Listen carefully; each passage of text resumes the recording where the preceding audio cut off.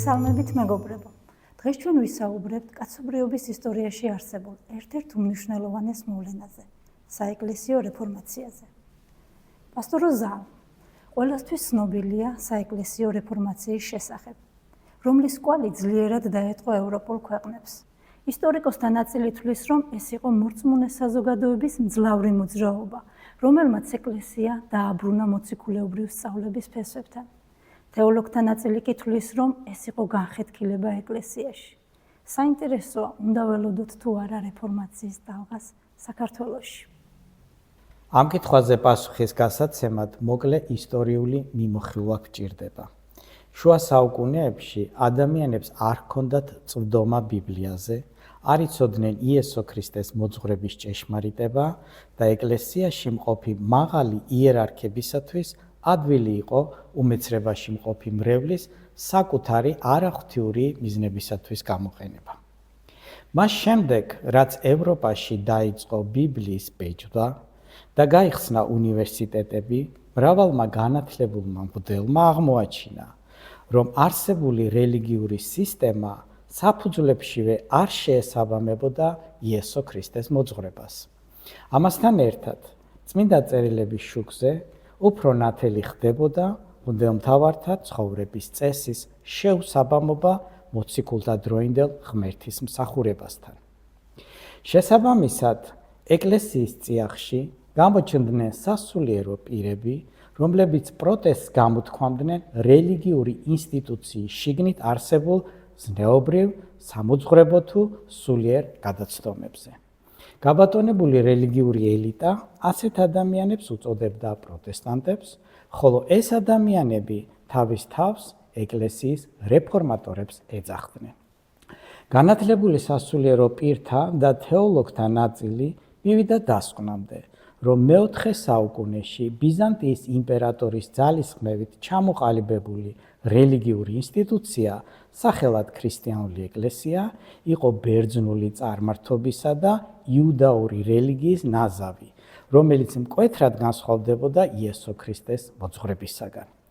ასევე ევროპელმა რეფორმატორებმა გაიაზრეს, რომ კათოლიკური ეკლესია, როგორც რელიგიური ინსტიტუცია, ვერანაირად ვერ იქნებოდა რომელიმე ერის იდენტობის მატარებელი რელიგია.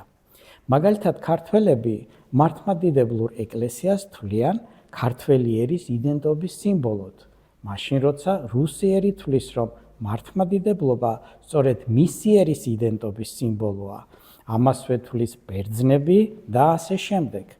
განათლებულ სასულიერო პირთა და თეოლოგთა ნაწილი მივიდა დასკვნამდე, რომ მეოთხე საუკუნეში ბიზანტიის იმპერატორმა მართლმადიდებლურ კათოლიკური რელიგიური სისტემა იმიტომ ჩამოაყალიბა, რომ ერთმორწმუნეობის პროპაგანდით და ეროვნულ გრძნობებზე ზემოქმედებით დაპყრობილი ერები მიეჯაჭვა იმპერიისათვის. ევროპის სხვადასხვა ქვეყნებში განათლებული და უშიშარი საკუთარი ქვეყნის პატრიოტი ბერები, თეოლოგები სათავეში ჩაუდგნენ მოძრაობებს, რათა მათ ქვეყნებში ჩამოყალიბებულიყო თავისუფალი, დამოუკიდებელი, ჭეშმარიტად ეროვნული, ბიბლიურ მოძღვრებებზე დაფუძნებული ეკლესიები. კაცობრიობის ისტორიის სწორედ ამ მონაკვეთს ეწოდება რეფორმაციის პერიოდი. სიტყვა რეფორმაცია ნიშნავს არსებულის ცვლილებას, გადაკეთებას, ზოგ შემთხვევაში კი თავდაპირველ მდგომარეობაში დაბრუნებას. თუმცა ევროპის ქვეყნებში დაწყებული ეს განგრძობითი ისტორიული პროცესი არ იყო მხოლოდ იესო ქრისტეს საწყის მოძღვრებასთან დაბრუნების მცდელობა, არამედ ეს ასევე იყო საზოგადოების და მთელი ერების აზროვნების და მსოფლმხედველობის ჩამოყალიბება წმინდა წერილების მიხედვით, ყოველგვარი იმპერიული თუ რელიგიური დიქტატის გარეშე. მე-14 საუკუნიდან მოყოლებული რეფორმაციის ცეცხლმა მოიცვა მთელი ევროპა. ინგლისში მას სათავეში ჩაუდგა მღვდელი ჯონ ვიკლიფი, ოქსფორდის უნივერსიტეტის პროფესორი და მის მშობლიურ ენაზე ბიბლიის მთარგმნელი. ჩეხეთში მღვდელი იან ჰუსი, პრაღის უნივერსიტეტის რექტორი. გერმანიაში ბერი მარტინ ლუთერი, თეოლოგიის პროფესორი, გერმანულ ენაზე ბიბლიის მთარგმნელი. საფრანგეთში პრინცესა მარგარიტა, ნავარიის დედოფალი, დანიაში მღვდელი ერასმუს როტერდამელი, კემბრიჯის უნივერსიტეტის პროფესორი, რომელმაც გამოსცა ახალი აღთქმის კომენტარები.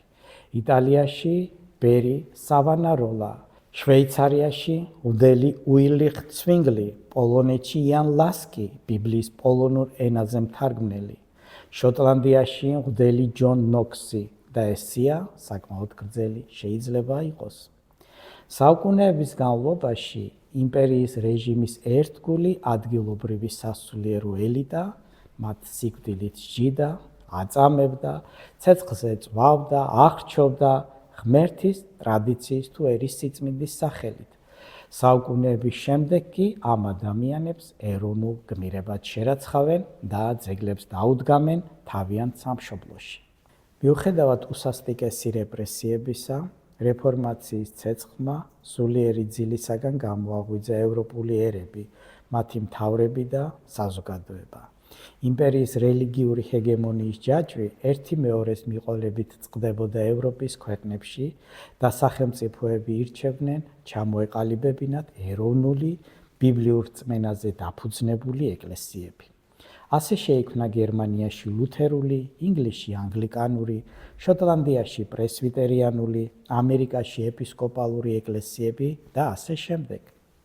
ეს ეკლესიები ახლა ემსახურებოდნენ არა იმპერიის ეგრეთ წოდებულ ერთმორწმუნეობის პროპაგანდას, არამედ საკუთარ ერს, უსიცოცხლო რიტუალებისაგან თავისუფალმა მსახურებმა თავიანთი ცხოვრებით, უსამართლობის უკომპრომისო მხილებით და სახარების ქადაგებით მოიტანა ერის ზნეობრივი აღმასვლა, დამარილდა საზოგადოება ღმერთის სიტყვით, შეიქმნა სამართლიანი სასამართლოები, კანონები, ადამიანის უფლებათა კონვენციები, სახელმწიფო მოწყობის თეორიები. ცნობილია, რომ ამერიკის კონსტიტუციის თითოეული მუხლი შეესაბამებოდა ბიბლიას. ღმერთმაც აკურთხა ეს ქვეყნები.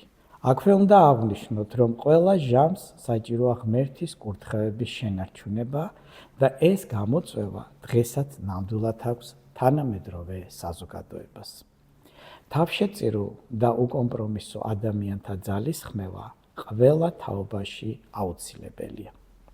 რაც შეეხება საქართველოს, ისტორიულად ისე მოხდა, რომ ჩვენს ქვეყანას ვერ მოსწვდა ევროპული რეფორმაციის ტალღა. სამწუხაროდ ბიზანტიის იმპერიის მემკვიდრეს, მესამე რომად თვითგამოცხადებულ რუსეთის იმპერიას, დღესაც ისევ მიჯაჭვული ჰყავს სულიერად საქართველო ერთმორწმუნეობის და ფსევდოეროვნული ფასეულობების პროპაგანდით. საქართველოს რეფორმაციასაც სჭირდება თავშეწირული, გაბედული, იმპერიული რელიგიური ჯადოსგან სულიერად თავისუფალ ადამიანთა ჯაჭვი, რომლებიც უარს იტყვიან რელიგიური სისტემის კომფორტზე, არ შეუშინდებიან მარგინალიზაციას და იბრძოლებენ და ამკვიდრონ ეროვნული ცნობიერება და სახარებისეული ფასეულობა. ჩვენ არ ვიცით, ვის გამოიყენებს ღმერთი რეფორმაციის წინამძღოლად საქართველოში. იქნება ეს მართლმადიდებელი ბერი, გერმანელი ლუთერის მსგავსად, თუ უნივერსიტეტის რექტორი ჩეხი იან ჰუსის მსგავსად.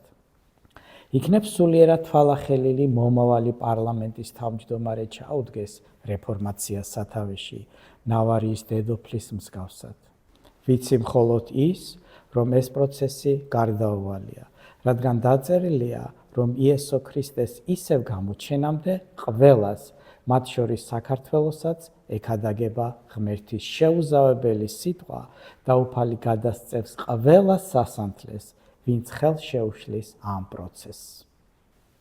დიდი მადლობა პასტორ ზაალ, მეცველოდები ჩვენი ქვეყნის სულიერ გაცოცხლებას, ზეცის გახსნას საქართველოს თავზე, ღმერთისგან გადმოურილ კურთხევებს და გალაღებულ საზოგადოებას. გმადლობთ მეგობრებო, რომ მოგვისმინეთ. გირჩევთ ამ თემაზე დამატებით მოусმინოთ პასტორი ნინოს ქადაგებას საქართველოს დაბრკოლების ლოდი, რომლის ბმულიც მითითებული იქნება კომენტარებში. უფალი ინებებს და ჩვენ გავაგრძელებთ საინტერესო საკითხებზე საუბრებს.